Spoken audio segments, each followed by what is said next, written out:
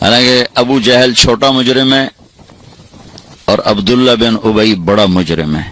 ابو جہل جحیم میں ہے اور عبداللہ بن ابی حاویہ میں ہے. حاویہ سب سے نیچے ہے، حاویہ کے اوپر جحیم ہے.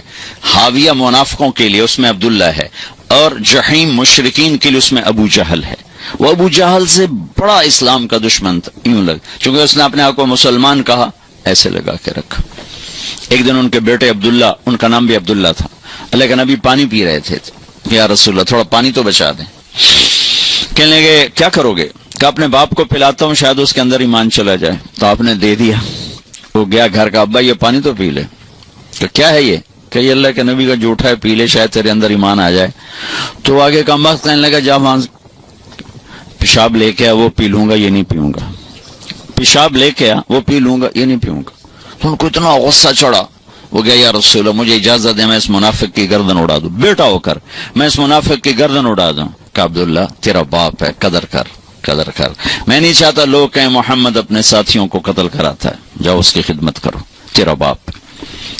جنازہ پڑھا، اپنا کرتا اتار کے کفن کے طور پر دیا، اور اس کو قبر میں اتار چکے تھے. آپ دیر ہو گئے، آپ ذرا دیر سے پہنچے، اس کو دوبارہ قبر سے باہر نکلوایا، اس کے منہ میں اپنا لعاب ڈالا کہ شاید بخشش ہو جائے.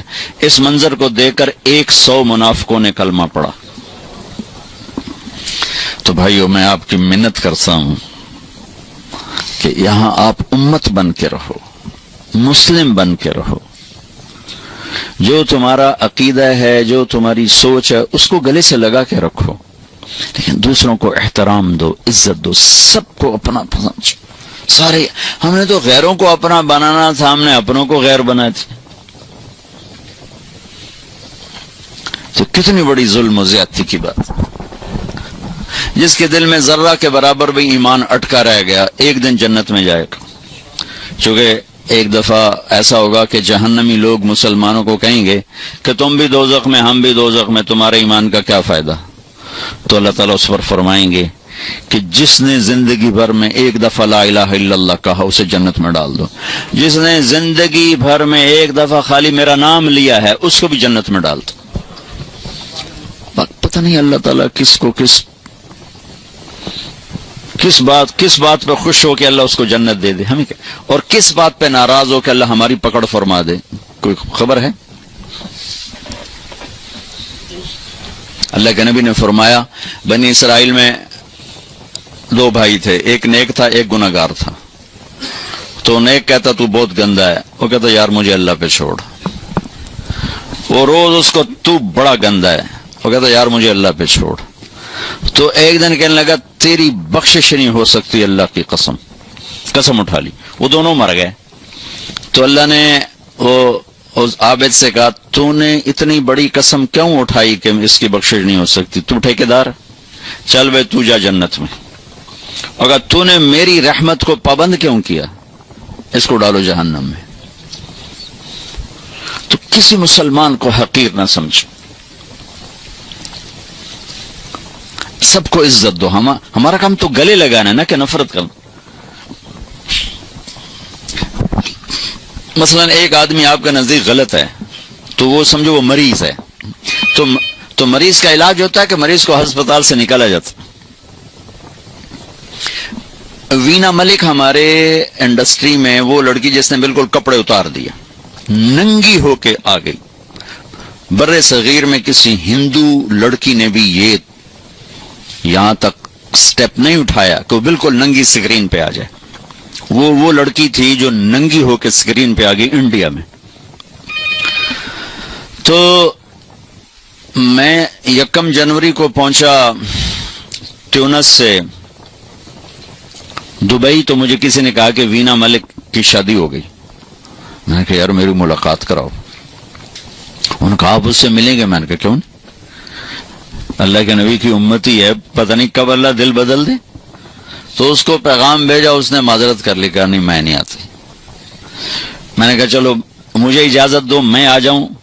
تو اس نے کہا وہ آنا چاہتے ہیں تو آ جائیں. میرے ساتھ جواد وسیم تھے، وہ ٹی وی میں کام کرتے ہیں، ماشاءاللہ تبلیغ میں بہت کام کیا انہوں نے. میں ان کو ساتھ لیا اور اس کے گھر چلا گیا. اس نے ایک نوجوان تھا، اسد پٹھان تھا، اس سے انہوں نے شادی کی تھی. تو میں نے اسے کہا بیٹی آپ کو شادی مبارک، اللہ آپ کا گھر آباد کرے، اچھی بیوی بنائے، اچھی ماں بنائے۔ آپ کے لیے ہمیشہ دعا کی ہے، جب بھی آپ کی خبریں چھپتی تھیں بدنامی کی تو میں آپ کے لیے دعا کیا کرتا تھا اور تمنا کرتا تھا کہ میری آپ کی کبھی ملاقات ہو جائے۔ تو وہ رو پڑی، اس کی آنکھوں میں آنسو آ گئے۔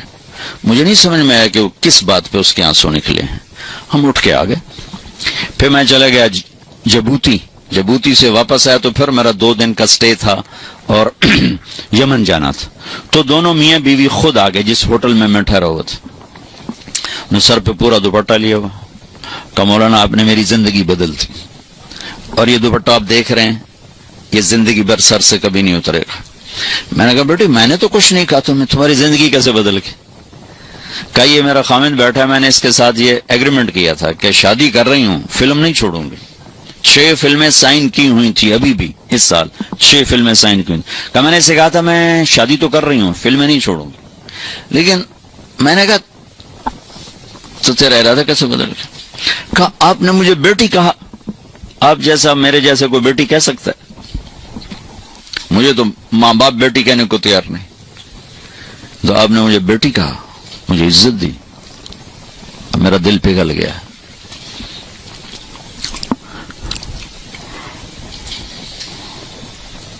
تو ہمارا کام تو قریب کرنا ہے نا، دور کرنا تو ہمارا کام نہیں ہے۔